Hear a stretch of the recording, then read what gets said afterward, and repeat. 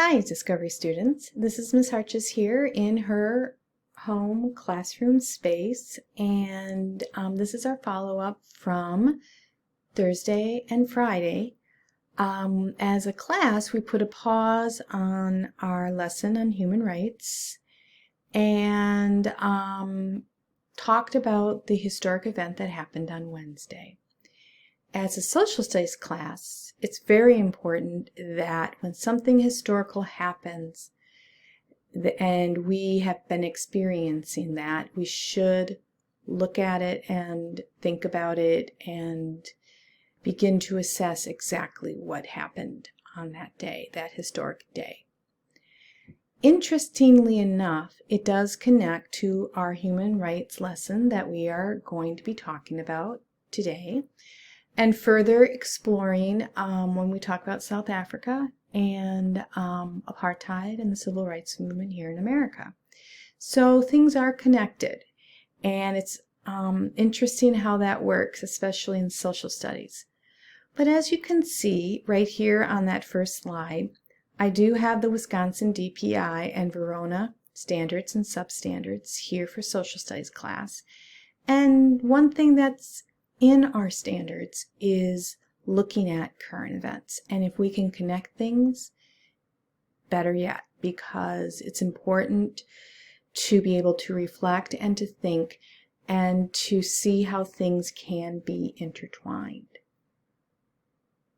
So let's continue with today's slides.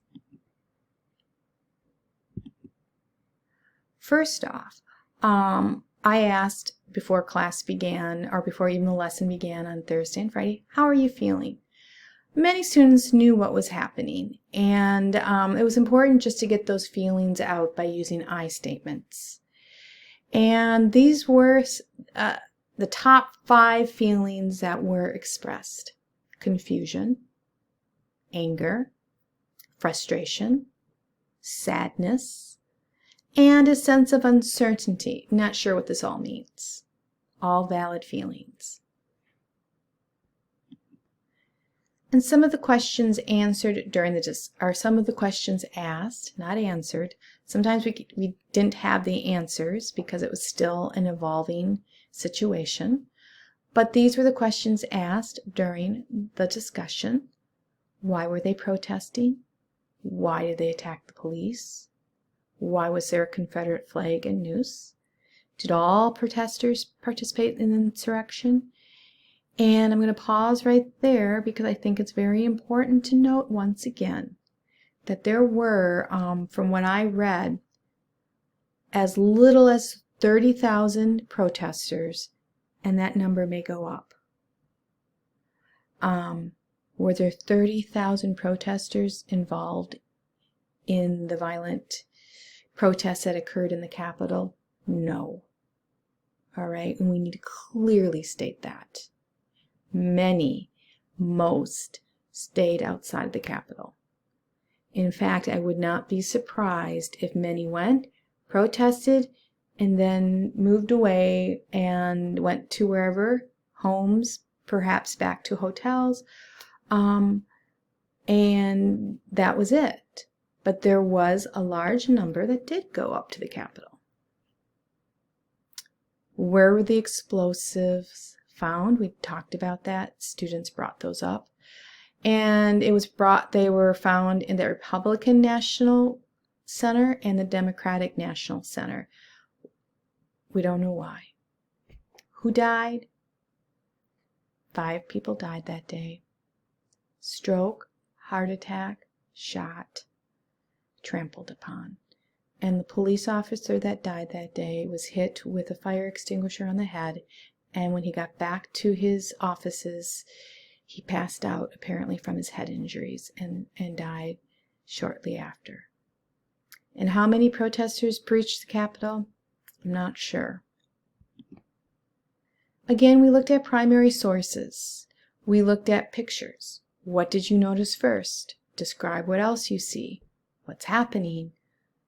What people and objects are shown? What details do you see?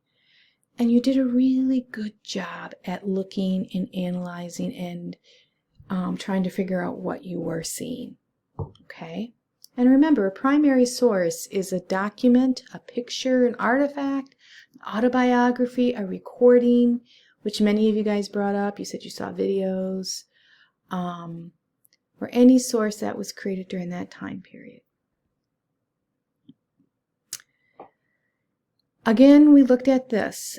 This was shown, and it was basically shown to show you the start, okay? And we talked about what was it? What feelings did it create, or what kinds of emotions and things like that, and why was it there? And a lot of kids had some ideas. Again, we don't know why exactly that's there. We know somebody did it. That's all we know. But some of you guys brought up these ideas: intimidation towards Biden or others who may have supported him, because Biden won. The Electoral College votes were certified in his favor. He won the election. It might be anger towards those people viewed as traitors for certifying the Electoral College. We talked about the history of the news towards minorities.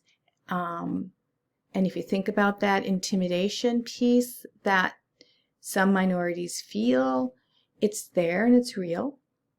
And it does create a negative and threatening tone. It does create those feelings. We also looked at this image. And you guys noticed that the police were outnumbered. Police looked like they were struggling. Protesters are not wearing a mask. Barricades are up, but it does not look like it is going to hold them. And you base that observation on what you viewed as hundreds of people. And we kind of argued back and forth how many police officers are there, 7, 8. We notice that police and protesters are struggling with each other here. Police are wearing gas masks and using their shields. They have batons. And we notice that the protesters are close to the Capitol. And then we looked at this, and we weren't quite sure.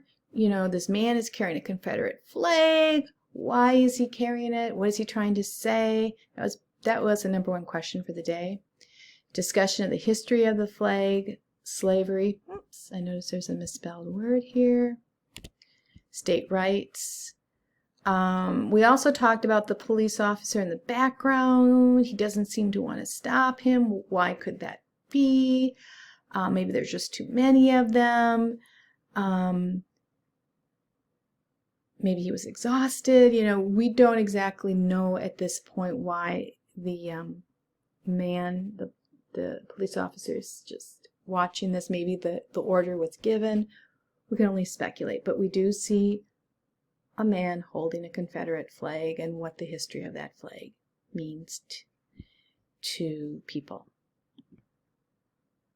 We also saw a protester that did get into the chambers of Congress, raising his fist.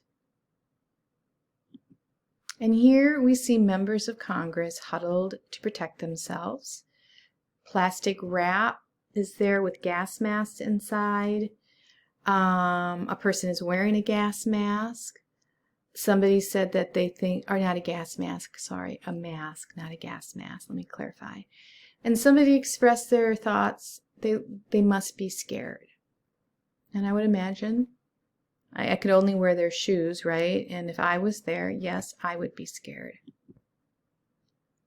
And then you saw a protester in one of the offices holding an American flag and wearing a hat.